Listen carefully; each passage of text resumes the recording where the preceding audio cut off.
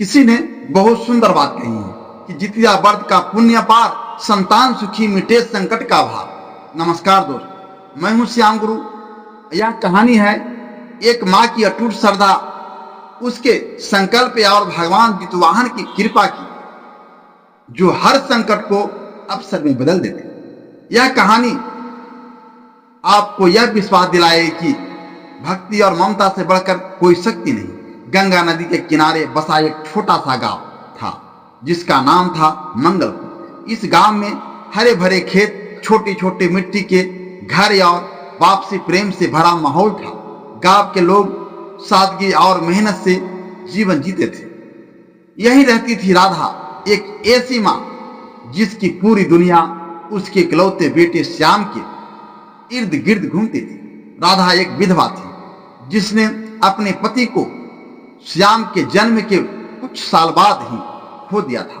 पति के जाने के बाद राधा की सारी जिम्मेदारी अपने कंधों पर उठानी पड़ी। वह दिन में खेतों में काम करती, रात को घर के काम निपटाती और अपने बेटे को पढ़ाने लिखाने में कोई कसर नहीं छोड़ती थी। राधा की जिंदगी का एक अहम हिस्सा था जितिया व्रत। यह व्रत वह हर साल अपने बेटे की लंबी आयु और सुखी जीवन के लिए पूरी विधि विधान से करती थी। जितिया व्रत एक कठिन उपवास है जिसमें माएं निर्जला रहकर भगवान जितवाहन की पूजा करती हैं। यह व्रत बच्चों की रक्षा और परिवार की समृद्धि के लिए किया जाता है। राधा हर साल इस व्रत को पूरी श्रद्धा से करती थी। वह सुबह सूरज उगने से पहले उठकर गंगा में स्नान करती, फिर गांव के छोटे से मंदिर में जाकर भगवान जितवाहन की पूजा करती। पूजा के बाद वह जितिया व्रत की कथा सुनती और दिन भर बिना अन्न जल ग्रहण किए अपने बेटे के लिए प्रार्थना करती। गांव के लोग राधा की भक्ति और ममता की मिसाल देते थे। एक साल की बात है जब श्याम 12 साल का था। वह बहुत चंचल और नटखट था।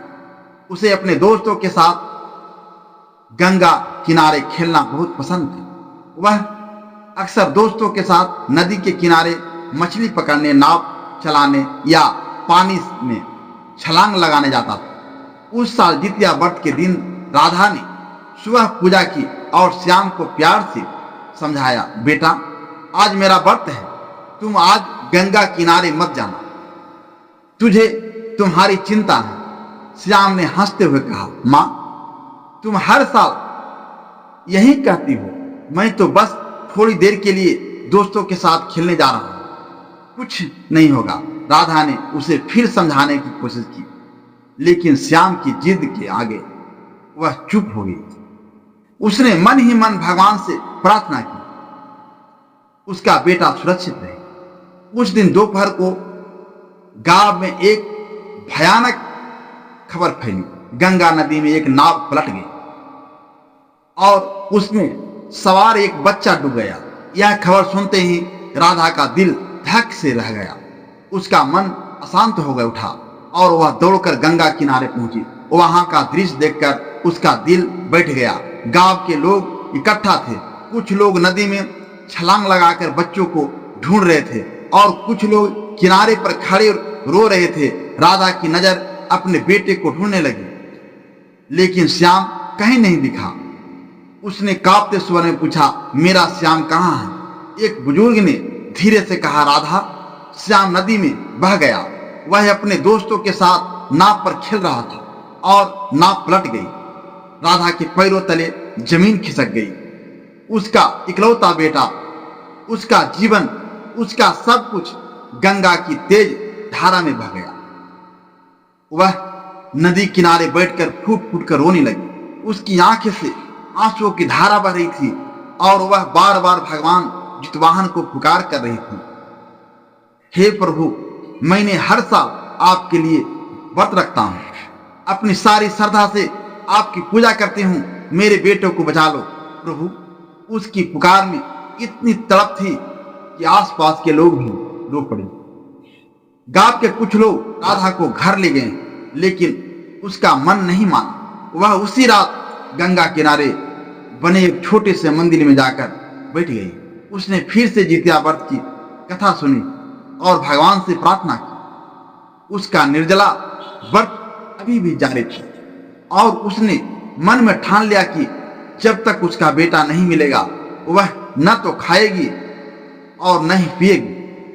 राधा की भक्ति और दृढ़ संकल्प को देखकर मंदिर के पुजारी ने कहा, राधा, तुम्हारी श्रद्धा व्यर्थ नहीं जाएगी। भगवान जितवाहन तुम्हारी पुकार जरूर सुनेंगे। दूसरे दिन सुबह जब सूरज की पहली किरण गंगा की लहरों पर पड़ी तो गंगा में एक चमत्कार हुआ। एक मछुआरे ने नदी के किनारे कुछ मील दूर एक बच्चे को बेहोश पड़ा हुआ देखा। उसने उसे उठाया और गांव में ले आया। यह देखकर सब हैरान रह गए कि वह बच्चा कोई और नहीं बल्कि श्याम था। उसकी सांसें चल रही थी और वह धीरे धीरे होश में आ रहा था।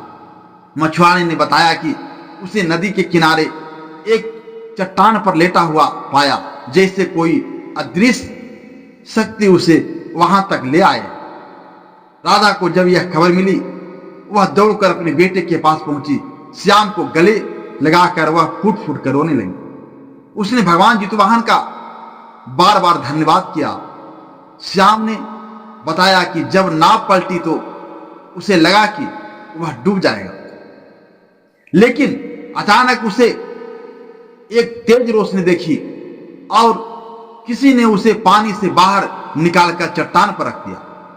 वह यह नहीं समझ पाया कि वह कौन था, लेकिन राधा को यकीन था कि यह भगवान जितवाहन की कृपा थी। इस घटना के बाद राधा का विश्वास जितिया व्रत पर और गहरा हो गया। उसने हर साल इस व्रत को और भी श्रद्धा के साथ किया। श्याम बड़ा हुआ, पढ़ाई पूरी की और एक अच्छा इंसान बना। उसने अपनी माँ की मेहनत और भक्ति को देखकर हमेशा उनका सम्मान किया। गांव में यह कहानी मशहूर हो गई और लोग जितिया व्रत के महत्व को समझने लगे। राधा की कहानी ने कई माँओं को प्रेरित किया कि वे अपने बच्चों की रक्षा के लिए इस व्रत को करें। जितिया व्रत केवल एक उपवास नहीं है, बल्कि यह एक माँ के संकल्प और प्रभु के प्रति अटूट विश्वास का प्रतीक है। यह व्रत हर उस माँ को शक्ति देता है जो अपने बच्चों की रक्षा और खुशखुशी जीवन के लिए प्रार्थना करती हैं। राधा की कहानी आज भी मंगलपुर गांव में सुनाई जाती है और लोग इसे सुनकर प्रेरित होते हैं। यह कहानी हमें सिखाती है कि श्रद्धा और भक्ति से कोई भी संकट दूर किया जा सकता है। मैं फिर से एक बार कहना चाहता हूं कि संतान की रक्षा और लंबी आयु के लिए जितिया व्रत माता का सर्वोत्तम संकल्प है। इस पावन व्रत से जीवन में हर संकट दूर होता है और घर परिवार में मंगल की धारा बहती है।